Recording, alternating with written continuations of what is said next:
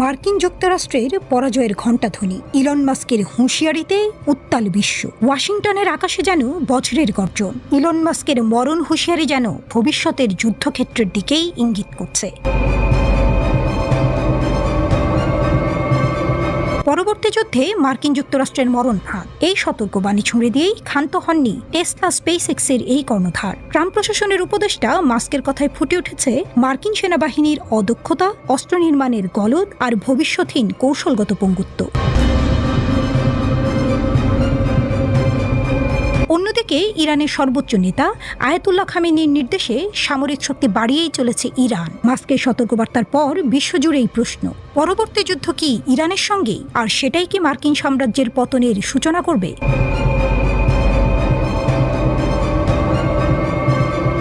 ট্রাম্পের অধীনে department of government এফিসিয়েন্সির প্রধান পদে নিয়োগপ্রাপ্ত মাস্ক নিজের এক্স পেজে বিশ্বের সবচেয়ে বড় বাজেটের সেনাবাহিনীকে অদক্ষ ও অযোগ্য বলে উল্লেখ করেছেন। মাস্কের ভয়ঙ্কর ভবিষ্যৎবাণী, ড্রোন এআই হবে আমেরিকার কফিনের শেষ পেরেক। মার্কিন প্রতিরক্ষা বাজেট $850 বিলিয়ন। মাস্কের মতে এ শুধু অর্থের আগুনে পুড়ছে কাঁচা লোহা। এক্স প্ল্যাটফর্মে তিনি ঝাঁপিয়ে পড়েছেন পেন্টাগনের গলদ উন্মোচনে। তিনি জানিয়েছেন, গতকালের যুদ্ধের অস্ত্রে আজকের রণকৌশল চলে না, ইউক্রেনই তার প্রমাণ। ড্রোন যোগে মানব সেবার মৃত্যু ঘণ্টা বাজছে। ইরানের ড্রোন স্রোতের কাছে মার্কিন F-35 স্টেলথ যুদ্ধবিমান কি টিকতে পারবে? আর এআই চালিত অস্ত্র? মাস্ক সতর্ক করেছেন টার্মিনেটর পরিস্থিতির। মাস্ক লিখেছেন, যদি সামরিক বাহিনীকে তাৎক্ষণিক এবং নাটকীয় পরিবর্তন করা না হয়, তাহলে আমেরিকা পরবর্তী যুদ্ধে খুব খারাপভাবে হেরে যাবে। যুক্তরাষ্ট্র থেকে ইরান, আয়াতুল্লাহ খামেনির নির্দেশনায় ইরান যেন নতুন করে জেগে উঠেছে। তিনি মার্কিন হুমকিকে উড়িয়ে দিয়েছেন বজ্রকণ্ঠে। আমেরিকা মুখে ফেনা তুললেই ইরানের ক্ষেপণাস্ত্রের মুখে পড়বে। 2015 সালের পারমাণবিক চুক্তি ভেঙে ট্রাম্প যেভাবে বিশ্বাসঘাতকতা করেছেন, তার জবাব ইরান কি দেবে স্টেলথ ড্রোনে, হাইপারসনিক মিসাইলে? বিশেষজ্ঞরা ধারণা করছেন, ইরানের পরমাণু কর্মসূচি এখন চীনের টেকনোলজি ও রাশিয়ার সামরিক পরামর্শে বহুগুণ শক্তিশালী। গোপনে তৈরি হচ্ছে শাহাব-6, 4500 কিলোমিটার পাল্লার এই ক্ষেপণাস্ত্র, যা ইউরোপ থেকে ইসরায়েল সব টার্গেট ধ্বংসে সক্ষম।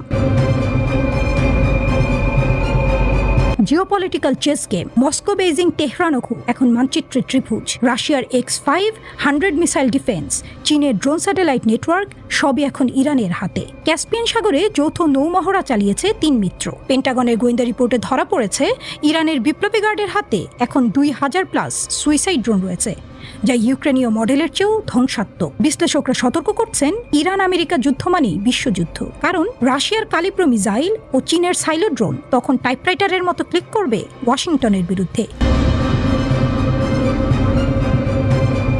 চিত্রটা এখন এমন, মাস্ক যেন টাইটানিকের ডেক থেকে চিৎকার করছেন, হিমশৈল সোজা সামনে, অথচ ক্যাপ্টেন ট্রাম্প বাজিয়ে চলেছেন মার্কিন অজেয়তার সুর। কিন্তু বাস্তবতা কি? 2003 সালের ইরাক আক্রমণে মার্কিনরা 30 দিনে বাগদাদ দখল করেছিল। আজ ইরানের সামনে দাঁড়ালে পরিস্থিতি ভিন্ন।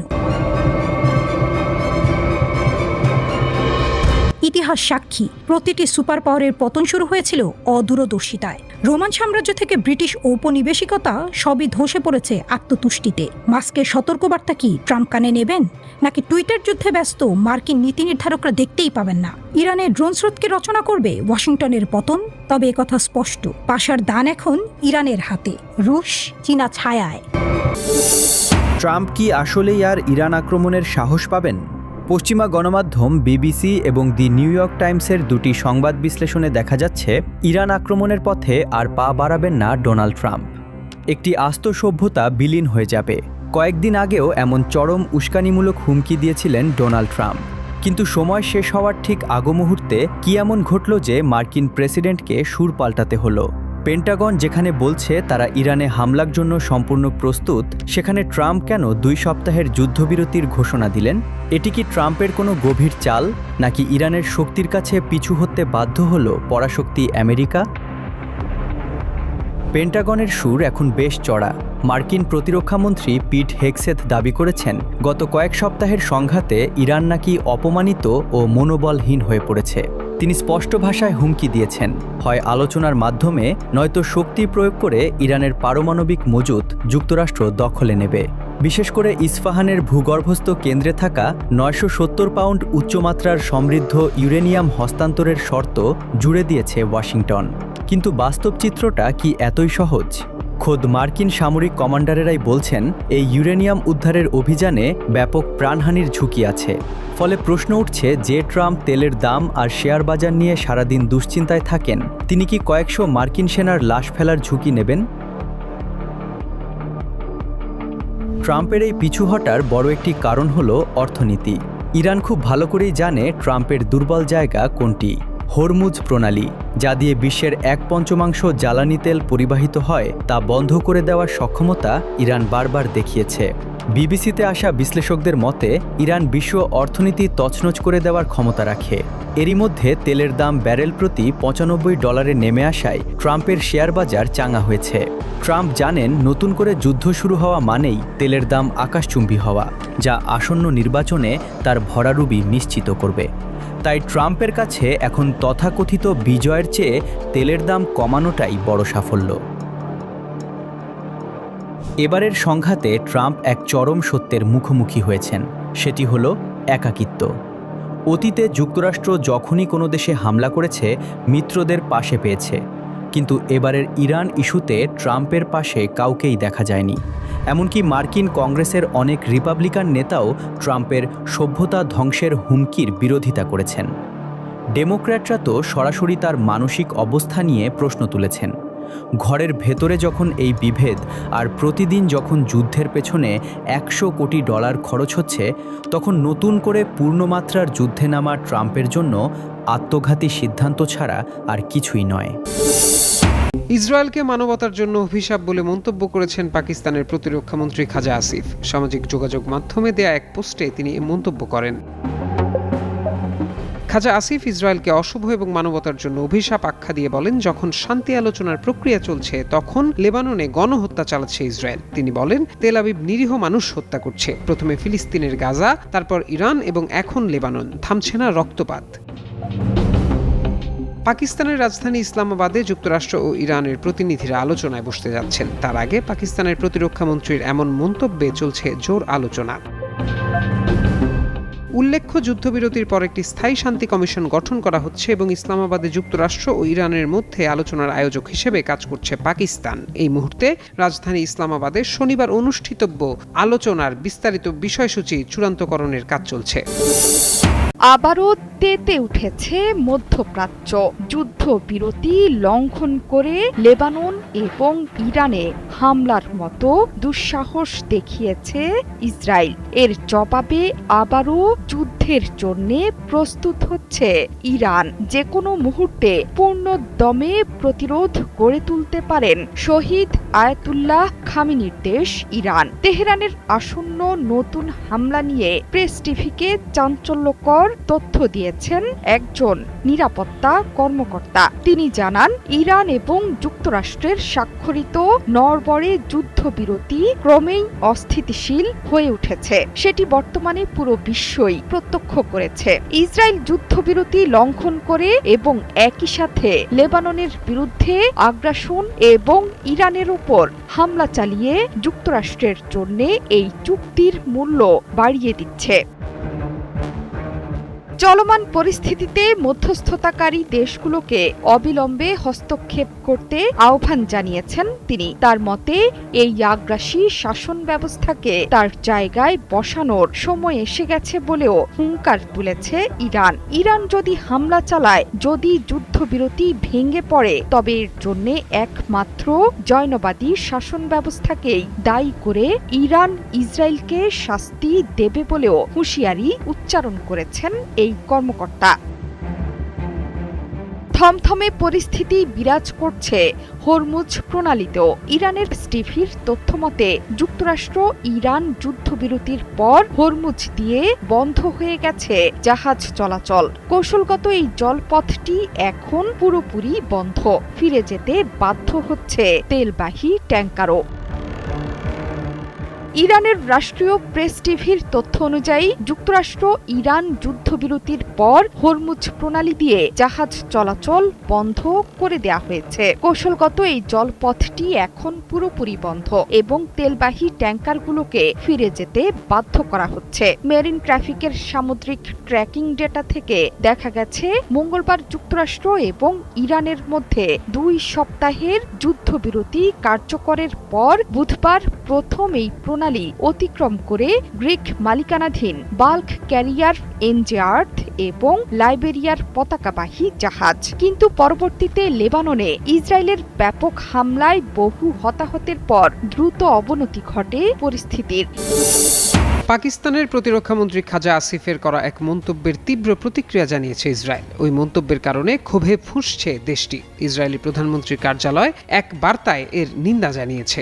ইসরায়েলি প্রধানমন্ত্রী বেনিয়ামিন নেতানিয়াহুর কার্যালয়ের বার্তায় বলা হয়, ইসরায়েলকে নিশ্চিহ্ন করার জন্য পাকিস্তানের প্রতিরক্ষামন্ত্রীর আহ্বান অত্যন্ত নিন্দনীয়। এই ধরনের মন্তব্য কোনো সরকারের কাছ থেকেই বরদাস্ত করা যায় না, বিশেষ করে এমন একটি সরকারের কাছে তো নয় যারা নিজেদেরকে শান্তির জন্য একটি নিরপেক্ষ মধ্যস্থতাকারী বলে দাবি করে। ইরানের সঙ্গে যুক্তরাষ্ট্রের যুদ্ধবিরতির আলোচনা যখন ঠিকভাবে এগোচ্ছিল, তখনই লেবাননে ইসরায়েলি হামলা নতুন করে উত্তেজনা ছড়িয়েছে। পরিস্থিতি এমন পর্যায়ে পৌঁছেছে যে তেহরান সরাসরি পাল্টা হামলার হুঁশিয়ারি দিয়েছে, যা পুরো সমঝোতা প্রক্রিয়াকেই অনিশ্চয়তায় ফেলছে।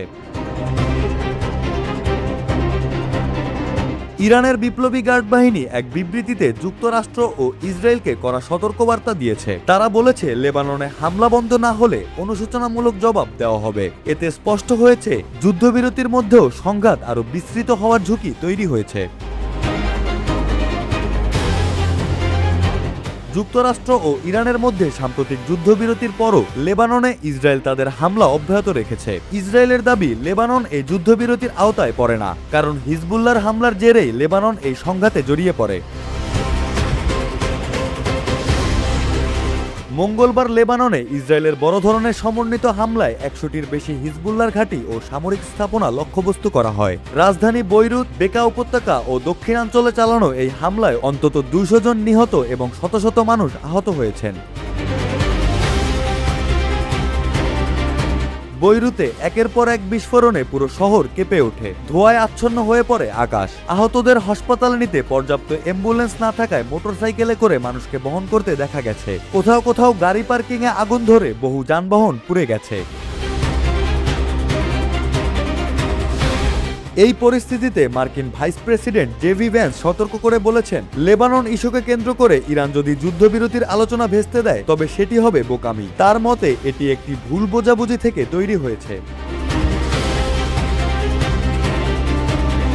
ভ্যান্স বলেন, ইরান হয়তো মনে করেছিল লেবাননও যুদ্ধবিরতির অংশ, কিন্তু যুক্তরাষ্ট্র এমন কোনো প্রতিশ্রুতি দেয়নি। তিনি জানান, ইরান হরমুজ প্রণালী খুলে দেওয়ার প্রতিশ্রুতি দিয়েছে এবং শিগগিরই নতুন আলোচনা শুরু হওয়ার কথা রয়েছে। তিনি আরও বলেন, ইসরায়েলও হামলা কিছুটা নিয়ন্ত্রণে রাখার প্রস্তাব দিয়েছে, যাতে কূটনৈতিক আলোচনা সফল হতে পারে। তবে বাস্তব পরিস্থিতি বলছে, মাঠের লড়াই এখনো থামেনি। আমেরিকার দোসর নেতানিয়াহুর ষড়যন্ত্রের কুঠিবাড়ি জ্বালিয়ে দিয়েছে ইরান সমর্থিত সশস্ত্র গোষ্ঠী হিজবুল্লাহ। বর্বর নেতানিয়াহু ভেবেছিলেন যুদ্ধবিরতির মাধ্যমে ইরানকে হামলা থেকে বিরত রেখে তছনছ করে দেবেন লেবাননের সশস্ত্র গোষ্ঠীদের, কিন্তু ইসরায়েলি নীল নকশার পুরোটাই ভেস্তে দিয়েছে লেবাননের বিদ্রোহী গোষ্ঠীটি। শহীদ আয়াতুল্লাহ খামিনির আদর্শে উজ্জীবিত ইসলামিক জিহাদ পার্টি অব লেবানন দখলদার ইসরায়েলের বিরুদ্ধে চালিয়ে যাচ্ছে পুরোদমে লড়াই। প্রাণ অথবা মানের লড়াইয়ে মানকে বেছে নিয়ে আঘাত হানছে ইসরায়েলের সাজানো ডেরায়, আর এতেই লণ্ডভণ্ড ইসরায়েলের গুরুত্বপূর্ণ শহরগুলো। ইরানের ইসলামী বিপ্লবের আদর্শে অনুপ্রাণিত বিদ্রোহী গোষ্ঠীটিকে যখন কোনোভাবেই দমাতে পারছে না ইসরায়েল, তখন আবারও আশ্রয় নিল কূটকৌশলের। হামলা চালালো লেবাননের অভ্যন্তরের এলাকাগুলো সহ প্রতিরোধ বাহিনীর ঘাঁটিগুলোকে লক্ষ্য করে। তবে শত্রুর হামলার আঘাতে চুপ করে বসে থাকার পাত্র নয় লেবাননের প্রতিরোধ গোষ্ঠীটি। ইসরায়েলকে উচিত শিক্ষা দিতে যুদ্ধবিরতি লঙ্ঘনের জবাবে রকেট হামলা চালিয়েছে ইসরায়েলি বসতি মানারাকে লক্ষ্যবস্তু করে। বাহিনীটি জানায়, লেবানন এবং এর জনগণের বিরুদ্ধে আমেরিকা এবং ইসরায়েলের আক্রমণ বন্ধ না হলে কোনো অবস্থাতেই পাল্টা আঘাত হানা থামাবে না তারা। ইসরায়েল ভিত্তিক সংবাদপত্র ইয়েদিওত আহরোনট জানায়, ইসরায়েল লেবাননে হামলা চালানোর 9 ঘণ্টা পর্যন্ত কোনো প্রতিক্রিয়া দেখায়নি লেবাননের শিয়া প্রতিরোধ গোষ্ঠীটি। তবে এরপরই বৃহস্পতিবার ভোরে উত্তর ইসরায়েলের গ্যালিলি প্যানহ্যান্ডেলে বেজে ওঠে সতর্কতামূলক সাইরেন। এক বিবৃতিতে হামলার সত্যতা নিশ্চিত করেছে লেবাননের সশস্ত্র যোদ্ধারা। গেল 2রা মার্চ থেকে ইরানের পক্ষে লড়াই চালিয়ে যাচ্ছে লেবাননের ইসলামিক প্রতিরোধ বাহিনী। ইরানকে চাপে রাখতে গোষ্ঠীটির ওপর একের পর এক হামলা চালিয়ে যাচ্ছে ইসরায়েল। আমেরিকার ছত্রছায়ায় লেবাননে চালিয়েছে ভয়াবহ আগ্রাসী আক্রমণ। আঞ্চলিক মিত্রের ওপর আঘাতকে মোটেও ভালোভাবে নিচ্ছে না ইরান। বুধবার সামাজিক মাধ্যম এক্সে পোস্ট দিয়ে ক্ষোভ প্রকাশ করেন ইরানের পররাষ্ট্রমন্ত্রী সৈয়দ আব্বাস আরাকচি। জানান, লেবাননে চলা বিধ্বংসী হামলা আর বেপরোয়া হত্যাকাণ্ডের সাক্ষী পুরো বিশ্ব। আমেরিকা তাদের যুদ্ধবিরতির প্রতিশ্রুতি অনুযায়ী কাজ করছে না বলেও অভিযোগ করেন তিনি। এদিকে লেবাননের বিদ্রোহী গোষ্ঠীটির ওপর হামলাকে ইরানের ওপর সরাসরি হামলা বলে প্রতিপক্ষের দিকে হুঁশিয়ারি ছুড়েছেন ইরানের ইসলামিক রেভলিউশনারি গার্ডস কোর আইআরজিসির অ্যারোস্পেস ফোর্সের কমান্ডার সৈয়দ মজিদ মুসাভি। সামাজিক মাধ্যমে পোস্ট করা বার্তায় তিনি জানান, ইরানের দুঃসময়ের ঢাল হয়ে সুরক্ষা দেয়া লেবাননের প্রতিরোধ যোদ্ধাদের ওপর দখলদার ইসরায়েল সহ প্রতিপক্ষের সব ধরনের বর্বরচিত হামলার কঠোর জবাব দেওয়ার জন্য যুদ্ধের ময়দানে প্রস্তুত হচ্ছে আইআরজিসির দক্ষ যোদ্ধারা।